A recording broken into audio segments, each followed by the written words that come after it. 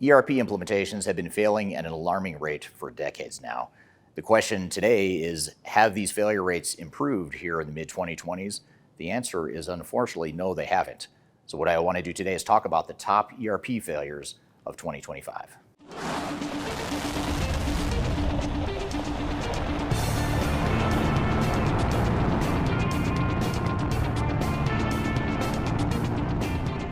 My name is Eric Kimberling. I'm the CEO of Third Stage Consulting. We're an independent tech-agnostic consulting firm that helps clients throughout the world with their digital transformation journeys. And one of the things that I'm fascinated by is studying and understanding why ERP projects fail. I've been in this industry now for about 30 years, and you would think that after 30 years you would see an improvement in failure rates, but unfortunately that hasn't happened. With as much as technology has advanced and changed and gotten better in many ways, you would think that implementations would be easier, but if anything, they're getting more difficult and leading to more failure in the space. So what I want to do today is talk about some of the top ERP failures of 2025, or very close to 2025, so we can look at some of the more recent ERP failures and see what we can learn from them. If you'd like to learn more about ERP failures and software failures and some of the lessons from those failures, I encourage you to read my new book called Welcome to the Jungle. It's a book that outlines case studies and provides a prescription for how to ensure that your digital transformation or ERP project does not fail. You can buy that or learn more about the book by scanning the QR code right here or go to the links below.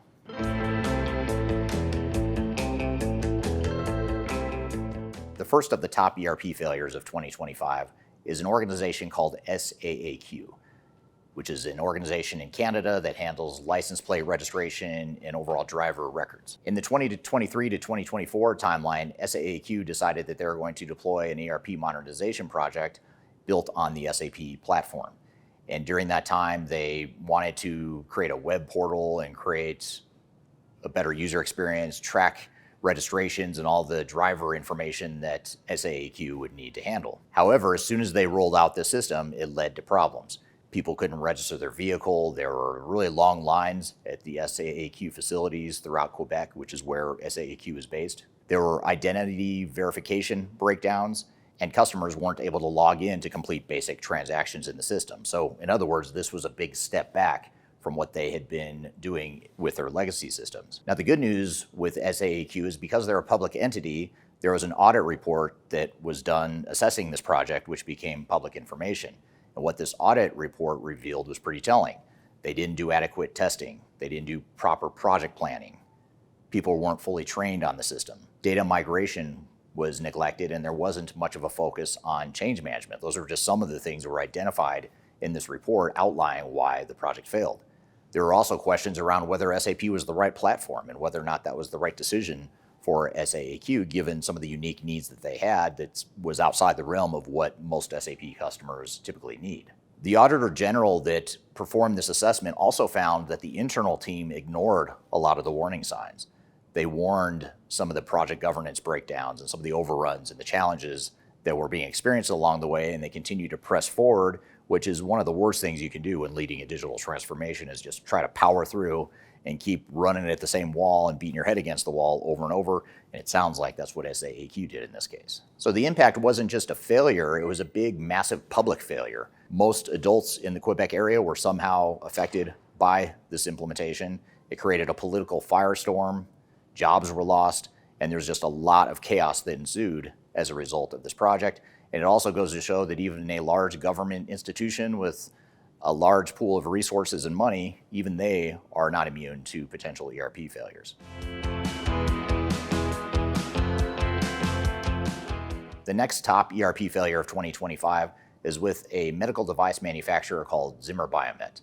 Zimmer Biomet is a large medical device manufacturer based in the US, and they deployed SAP with the goal of saving $200 million in annual costs. However, they did anything but get $200 million of annual cost savings. In fact, they actually created more problems than they solved with their SAP implementation. The company tried to go live with SAP over the Independence Day weekend, which is a very big holiday in the United States, and they tried to get their people to work through that holiday weekend to go live, which is never advisable because that's typically the time you don't want to impose that sort of workload on people, but they decided to try and go live over the 4th of July weekend, and it created a huge disruption to their operations.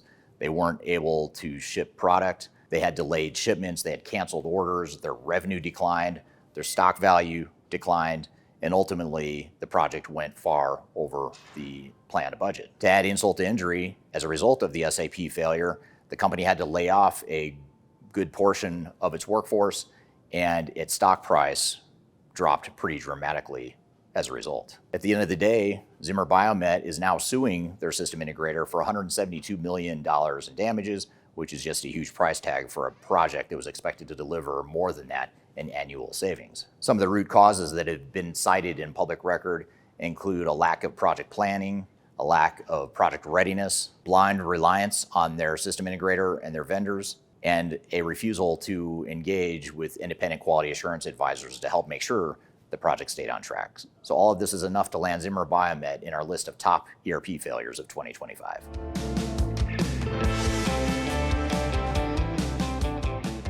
Another top ERP failure of 2025 is SPAR Group.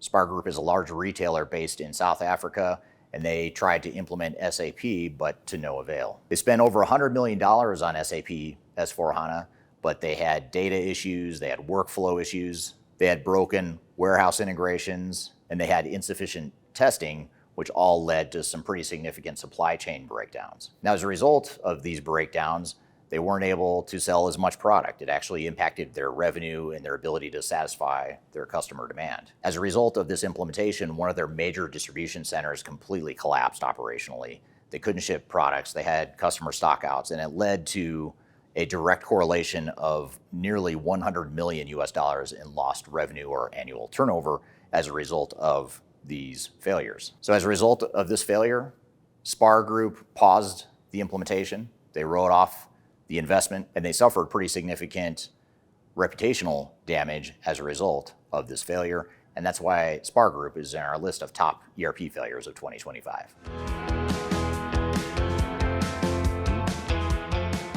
Another ERP failure of 2025 involved Birmingham City Council in the UK. It's a government institution that intended to replace their SAP system with Oracle Cloud. And this was part of their overall £19 million modernization plan for their IT group. Now, the initial budget was 19 million British pounds, but that budget quickly escalated to 123 million British pounds, and they still weren't able to complete the project. And this is after 3 years, they still weren't able to get the information and the data that they needed out of the system.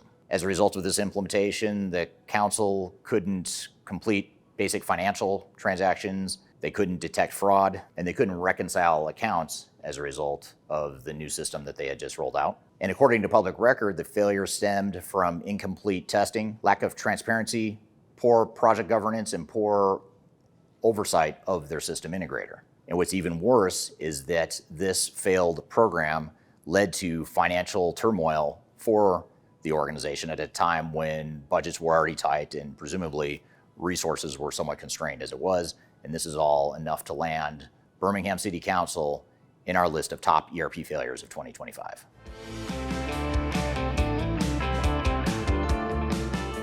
Another ERP failure from 2025 is Metcash. Metcash is an Australian-based retailer that tried to implement Microsoft D365 as part of their plan to consolidate diverse business units and diverse operations. Now, they tried to implement D365, but they went $200 million over their planned budget, and the overall project complexity was severely underestimated, and the company became too dependent on outside consultants, and they just didn't have that internal ownership that was required to make the project successful. In this case, leadership paused the project. They actually put the project underneath the CEO, who took over direct responsibility and direct accountability for the project, which we'll see if that helps, but that's probably a good move and a good long-term strategy. But all of this is enough to land Metcash in our list of top ERP failures of 2025.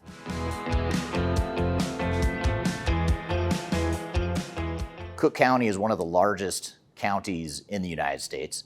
It's the county that houses the city of Chicago in Illinois, and they recently went through a project to try and implement Oracle Fusion as part of a $250 million IT modernization effort. And the intent here was to use Oracle as a way to automate finance, procurement, HR, and other functions within the county, but it didn't go so well. After spending $75 million of the $250 million that were planned for the overall program, The organization shut the project down because they couldn't even get through the basic ERP first phase of the project.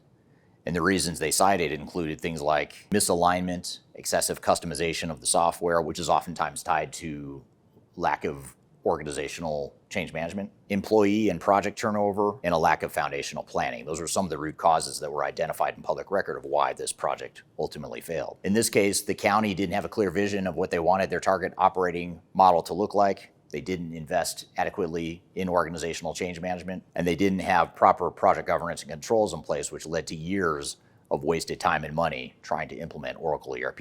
And this is why Cook County, Illinois, is in our list of top ERP failures of 2025.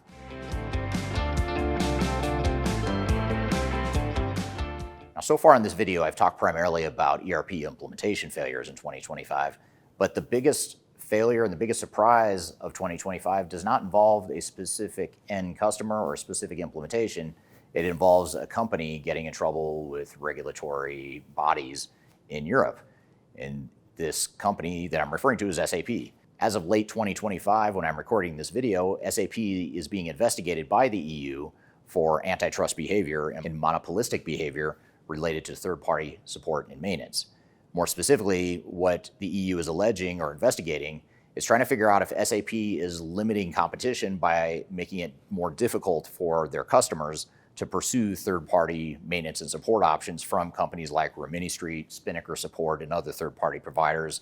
They really give SAP legacy customers a lifeline to have maintenance and support beyond the 2030 deadline that SAP has outlined. So the EU is looking into this, trying to figure out if that is anti-competitive and if there are going to be fines or regulatory actions that need to be taken against SAP. And just as a side note, there's also litigation in the United States involving Celonis. Celonis is suing SAP for similar allegations of anti-competitive behavior.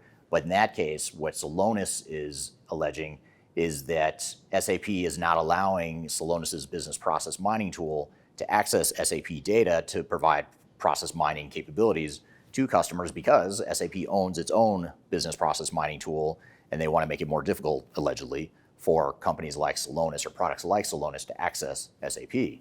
So these are just two regulatory/legal issues that SAP is dealing with. They are still being resolved as I record this video. We have no idea how they're going to settle, if they're going to settle. But what it does do is I think it exposes the industry to some real risks here.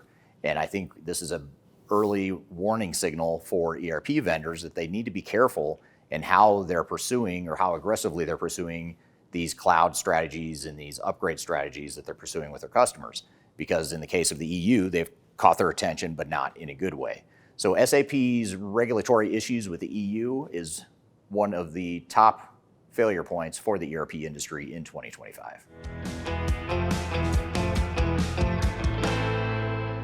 So these are a few of the top ERP failures of 2025, but what are some of the common failure patterns and the common lessons that we can learn from these failures? Here's a few things that are consistent across all these failures we discussed here today. First is that most of these failures are not related to the technology.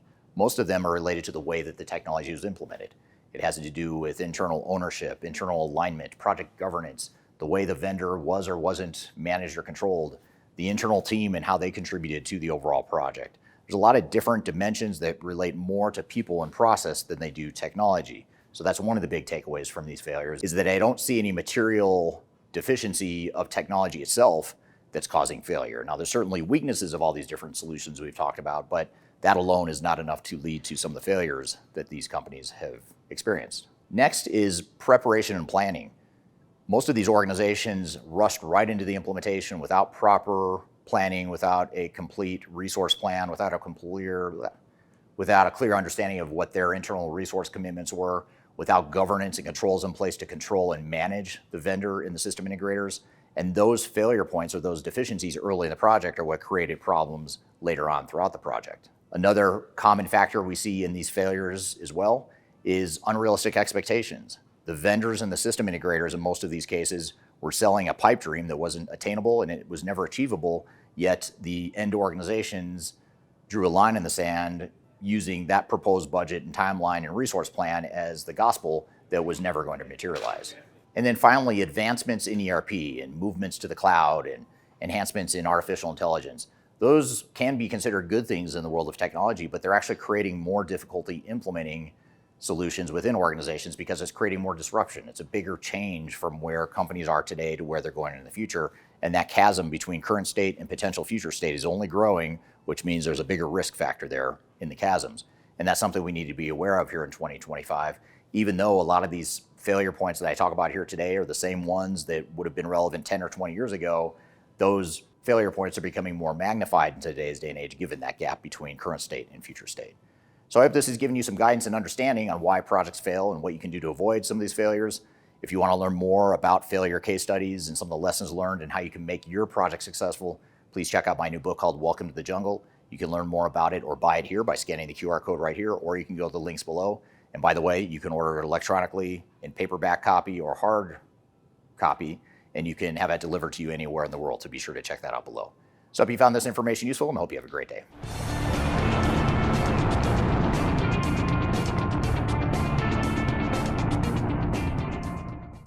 But the question is, in 2025, have things gotten any better? No. Have things gotten any better or improved here in the 2020s? The answer is unfortunate. The question is